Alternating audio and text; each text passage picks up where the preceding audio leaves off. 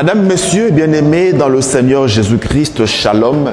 Merci de votre soutien, de votre attention soutenue à cette émission spéciale consacrée aux festivités des 30 ans du ministère chrétien du combat spirituel. Nous sommes ici à la Cité des Triomphes où nous sommes en train de vous faire vivre l'atmosphère qui règne ici en rapport avec les festivités du trentenaire du ministère chrétien du combat spirituel, festivités qui sont marquées par la 13e convention mondiale de la CFMC et le 5e symposium du Centre péniel mondial.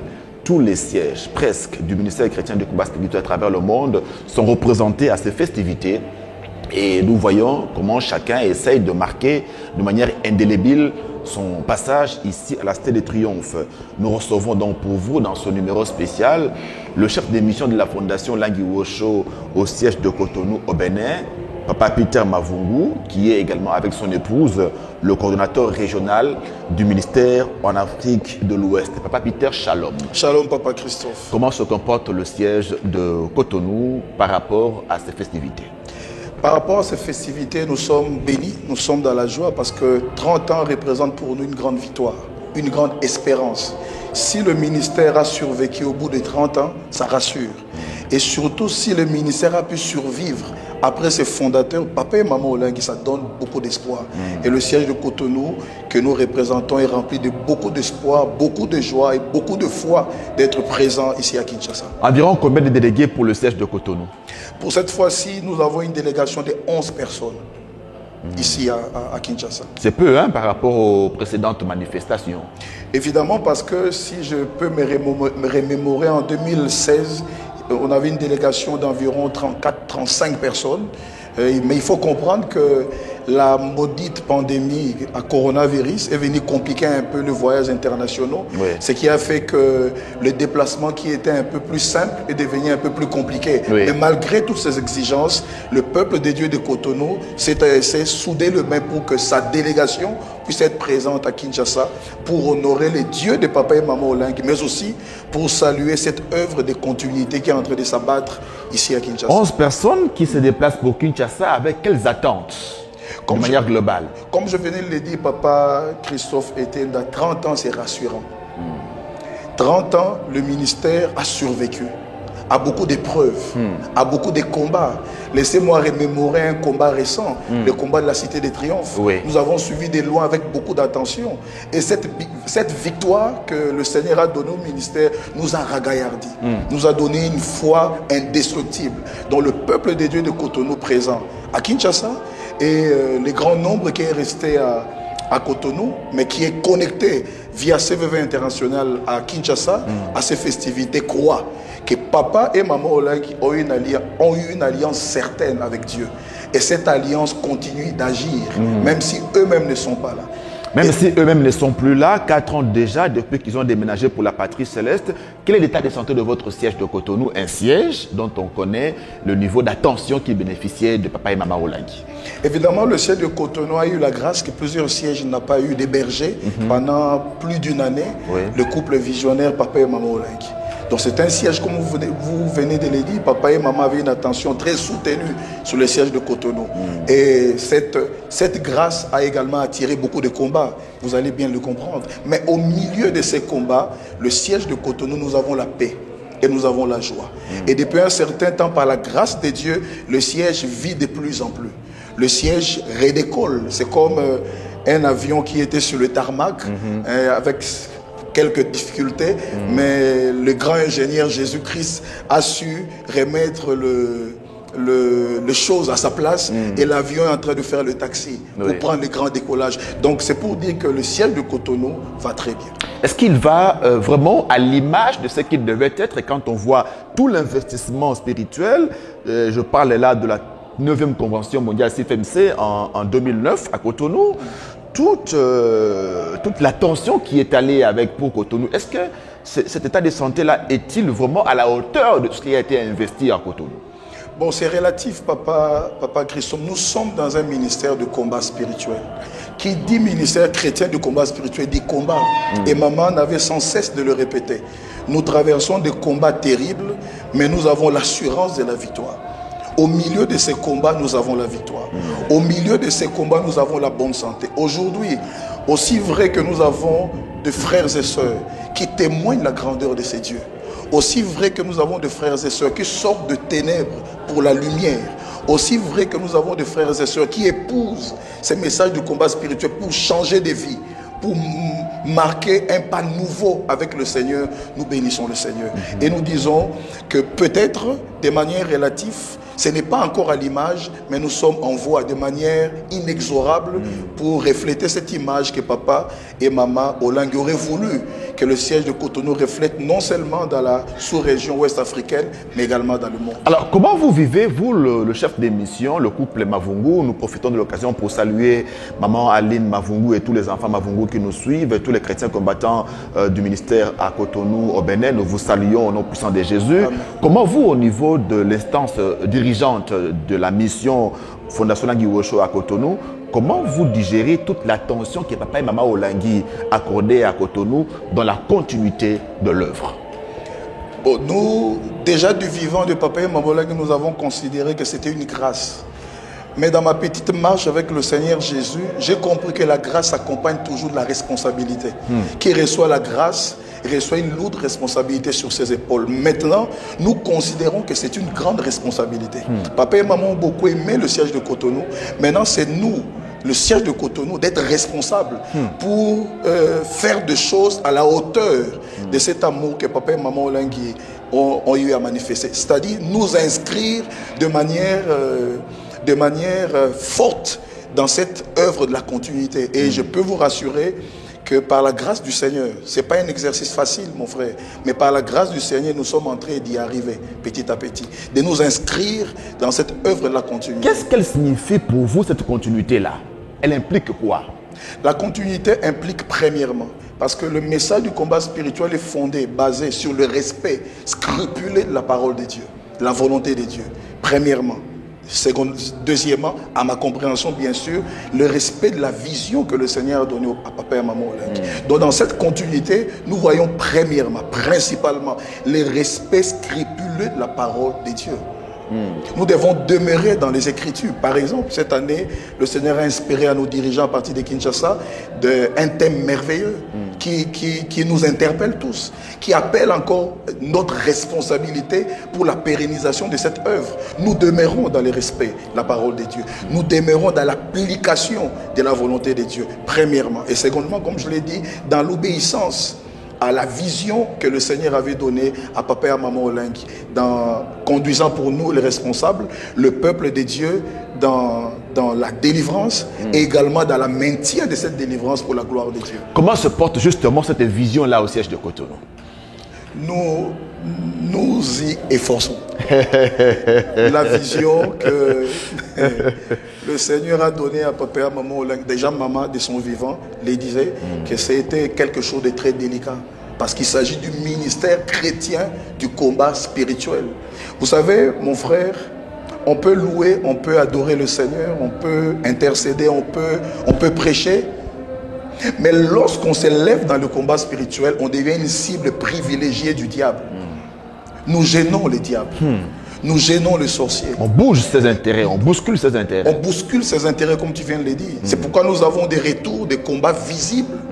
Des retours de combats visibles parce que nous le mettons mal à l'aise. Et le diable, dans ses stratégies, il touche notre point sensible, qui est justement la vision. Pour nous empêcher de rester dans le droit chemin que papa et maman ont tracé. Vous savez, papa de leur vivant disait, quelqu'un peut prêcher, quelqu'un peut même guérir le malade, quelqu'un peut ressusciter les morts. Mais s'il n'est pas dans la vision telle qu'eux ils ont tracé, ça ne sert absolument à rien. Et là, directement, ça me renvoie sur un verset biblique qui me fait peur. Depuis que je suis enfant de Dieu, depuis que je sers le Seigneur, quand je parcours ma Bible, surtout depuis que je sers le Seigneur, il y a un verset biblique qui me fait très peur. En ces jours-là, beaucoup diront, Seigneur, Seigneur, j'ai guéri des malades. Seigneur, Seigneur. Et moi, je leur dirai, je ne vous ai jamais connu. Et quand je vois ces versets, quand je médite ces versets bibliques, je pense très souvent à nos parents qui disaient on peut guérir les malades, on peut prêcher, on peut faire ceci, on peut faire cela. Mais si l'on sort de la vision, ce n'est que poursuivre devant.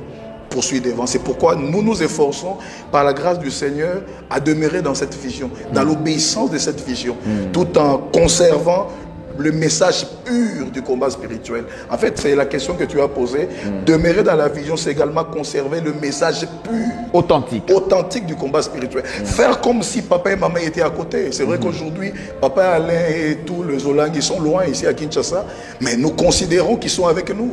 Nous considérons que quand nous faisons les choses, c'est comme si papa et maman étaient à côté. Alors, quel est justement votre degré de connexion, de connectivité avec la source? Ça s'est fait comme du vivant des papas et maman ou bien il y a un peu de distance par rapport au nouveau leadership actuellement à Kinshasa? Non, la continuité voudrait que les choses se fassent toujours de la même manière. Nous savons que la tâche qu'incombe au nouveau leadership n'est pas facile, mais nous nous efforçons, nous de notre côté, à tout moment, quand il y a un besoin qui nécessite leur implication, un besoin qui nécessite leur apport, leur interprétation, de faire comme on faisait à l'époque avec papa et maman, de recourir toujours à eux, de ne pas prendre les décisions de manière solitaire. Ils sont assez répondants, assez réceptifs, assez directs? De manière générale, oui. J'ai commencé en disant que nous comprenons que la charge qui leur incombe est assez lourde, ce qui fait que nous n'attendons pas qu'ils nous prennent à la minute où nous appelons. Nous comprenons qu'on peut appeler 2-3 jours sans être reçu, mais nous comprenons et nous insistons au bout d'un certain nombre d'appels, on est reçu pour que les choses évoluent de la même manière. Et ce qui nous consolide dans ça, nous sentons aussi de leur part ce souci de maintenir les choses telles qu'elles étaient, telles qu'elles évoluaient avec les parents. Et nous, qui sommes représentants loin, en voyant cet état d'esprit, ça nous fortifie. Autrement dit, le siège de Cotonou, le responsable que vous êtes rassuré de la qualité de la relève qui est assurée ici à Kinshasa? Déjà, ce qui se passe présentement aux festivités du 30e anniversaire en dit long. Avec papa et maman, nous avons eu à célébrer plusieurs manifestations. Plusieurs grandes manifestations. Plusieurs grandes manifestations, merci. Mais nous n'avons jamais... 12 conventions, 4 symposiums. Mais nous n'avons jamais, ici même à Kinshasa, nous n'avons jamais eu la présence du chef de l'État. Il est vrai qu'en 2011, nous avons été bénis par la présence du Premier ministre. Nous avons à plusieurs reprises été bénis par la présence du gouverneur de la ville. Mais cette fois-ci, c'est le chef de l'État en personne, le numéro 1 du pays qui vient. Ça, c'est une marque de considération et de reconnaissance pour notre ministère. Et quand nous qui travaillons dans les ministères, nous voyons ces faits, c'est rassurant. Sa présence a-t-elle une portée spirituelle ou prophétique? Oui. Laquelle? Dans la mesure où j'étais sur l'autel de Dieu les dimanches. Tout à fait. Je faisais une analyse sommaire au plus profond de moi. Je me disais que ceci est un symbole. C'est un symbole. La présence du chef de l'État, ici à la Cité des Triomphes, c'est tout un symbole. Premièrement, oui, un symbole de la reconnaissance de l'œuvre qu'ont abattu papa et maman Olang. Ils ne sont plus là, mais le travail qu'ils ont fait est toujours reconnu. Tu sais, les grands leaders survivent après leur mort, à travers leurs œuvres. Et ce que nous avons vu le dimanche passé, nous avons vu la puissance du Dieu que papa et maman Olang ont proclamé pendant toute leur vie. Amen. Deuxième symbole, la reconnaissance du travail de la continuité. Papa et maman Olang, ils pouvaient faire un travail merveilleux comme nous le reconnaissons tous. Mais si après eux, ça fait 3 ans qu'ils ne sont plus au milieu de nous, si après eux, il n'y avait pas eu un relais rassurant, le chef de l'État ne mettrait pas ses pieds ici. Il est vrai qu'il y a eu des soubresauts à un certain moment, il y a eu des problèmes, il y a eu des gens qui ont parlé à gauche et à droite, les réseaux sociaux s'en sont mêlés, mais au fond, ce qui s'est fait est rassurant. C'est pourquoi même le chef de l'État est venu. Alors, de là où vous étiez à la modération le dimanche, quand vous regardiez un peu comme vous aviez l'habitude de le faire du vivant de parents à votre gauche, vous avez pu sentir l'absence de papa et maman à votre gauche. Inévitable. Dans la vie, il y a des gens qu'on ne remplace jamais. À cause de leur aura, à cause de ce que le Seigneur a sémé dans leur vie, à cause de l'huile que le Seigneur a déposée sur leur tête. Il y a des gens dans ce monde qui sont irremplaçables. Mais parce que Dieu sait que l'homme est passager, mais son œuvre doit demeurer pour le salut de l'humanité, le Seigneur s'arrange il s'arrange, un peu comme la Bible dit dans les livres de psaumes, c'est comme l'huile qui descend sur la tête d'Aaron, qui coule sur sa barbe, sur le bord de ses vêtements. Le Seigneur fait en sorte que ceux qui viennent pour assumer ces rôles des remplaçants puissent recevoir une portion, afin de bien remplacer. Quoique la personne est irremplaçable. Ça, c'est le mystère de Dieu. Donc, on pouvait sentir l'absence de papa et maman Olengi. On pouvait se remémorer de 2016, se remémorer de 2011. Dire, ils ne sont pas là. S'ils étaient là, ils ne sont pas là. Et soit dit en passant que ce sont aussi des gens dont la présence seulement remplissait nos cœurs de joie. La présence seulement. Tu atterris à Kinshasa, tu vois maman, tu vois son sourire, tu vois papa, tu vois seulement son sourire, ton cœur est rempli. Elle n'a pas besoin de te donner de l'argent, mais tu la vois seulement, ton cœur est rempli. Alléluia. Vous voyez, vous sentez qu'ils ne sont pas là, mais à côté vous êtes rassurés en disant que ceux qui sont assis là, ils ont reçu de la part du Seigneur quelque chose pour pérenniser cette œuvre. Sinon 3 ans après, on ne se retrouverait pas ici. Mesdames et messieurs, je rappelle que nous recevons pour vous le chef de mission de la Fondation Langui Osho à Cotonou au Bénin, Papa Peter Mavungu, qui conduit donc la délégation de son siège à ces festivités du trentenaire du ministère chrétien du combat spirituel placé sous le thème « Nous marcherons, nous, au nom de l'Éternel notre Dieu, à toujours et à perpétuité ». Papa Peter, quelle lecture faites-vous de ce thème? Le thème est très éloquent, Papa Christophe. La marche, c'est un mouvement. Le premier des messages que le Seigneur veut nous transmettre dans ce thème, que nous devons demeurer en mouvement. Le ministère ne peut pas demeurer statique. Les leaders qui sont devant nous et que nous sommes après eux, nous ne devons pas demeurer statiques. Nous devons être en mouvement. Nos sièges doivent être sans cesse en mouvement, sans cesse de vie en vie. Mais regardez, ce mouvement ne peut pas se faire de manière désordonnée. Ça doit être fait au nom de l'Éternel. Alléluia. Comme Aimé le dit, notre papa Olengi d'heureuse mémoire, toute liberté sans Jésus-Christ est une rébellion. Donc nous marchons, nous devons être en mouvement pour la gloire de Dieu, mais au nom de Jésus. Ce thème-là ne s'inspire-t-il pas un peu de la dernière apparition publique de Maman Olengi lorsqu'elle a dit qu'elle est la tsunamite, qu'elle ne s'arrêtera jamais? Mais c'est une inspiration formidable. Moi, quand j'ai vu ce thème, les dimanches même sur le podium, si tu es sur l'autel de Dieu, si tu avais été attentif, je l'ai dit dans la modération, que nous nous remémorons des dernières paroles de notre maman en 2018 devant. Elle n'est pas montée sur l'autel, elle était devant disant que je suis la tsunamite, je ne m'arrêterai pas en chemin. En fait, elle nous transmettait un message, un héritage pour nous, le combat spirituel. Pour nous demander, continuez, demeurez en mouvement, ne vous arrêtez pas. Ne demeurez pas statique. J'aime beaucoup dire au peuple de Dieu que la vie chrétienne, c'est comme pédaler à vélo. Quand quelqu'un pédale à vélo, aussi longtemps qu'il pédale, il avance. Mais lorsqu'il s'arrête, il ne pédale plus. Non seulement qu'il s'arrête, il tombe. C'est ça la réalité de la vie chrétienne. Lorsqu'on est statique, non seulement on s'arrête, mais on tombe. La volonté de Dieu voudrait que nous soyons en mouvement permanent. C'est pourquoi la Bible déclare, David l'a dit de manière inspirée, « Le bonheur et la grâce m'accompagneront tout le jour de ma vie. » Le verbe « accompagner » n'est employé que pour quelqu'un qui est en mouvement. Celui qui est statique, on ne l'accompagne pas. Mais c'est moi, je suis assis, qui peut m'accompagner. Mais quand je me lève, je vais vers la porte, tu te lèves, tu me suis, tu m'accompagnes. Le Seigneur voudrait que nous soyons en marche, en mouvement. C'est l'héritage que papa et maman nous ont laissé, entre autres. Être en mouvement pour le salut des âmes. Être en mouvement pour que nos noms soient jamais gravés dans les livres de vie. Être en mouvement pour que la gloire de Dieu reflète de plus en plus, tant dans nos vies, dans nos familles, que dans le monde entier. Certains redoutaient un peu que ces festivités ne soient pas organisé avec panache au regard du contexte sanitaire mondial de Covid-19. Est-ce que vous sentez quand même que ce contexte a eu une influence assez importante sur ces festivités? Mais c'est une leçon. C'est une leçon qui doit nous inspirer. Ça, c'est aussi la tsunamite. C'est aussi le message de la tsunamite. La Covid-19 ne nous a pas arrêtés. Ne nous a pas arrêtés. Un moment, je me disais, je dois être franc, je me disais, pourquoi pas l'année prochaine? Mais qui dit que l'année prochaine, il n'y aura plus Covid?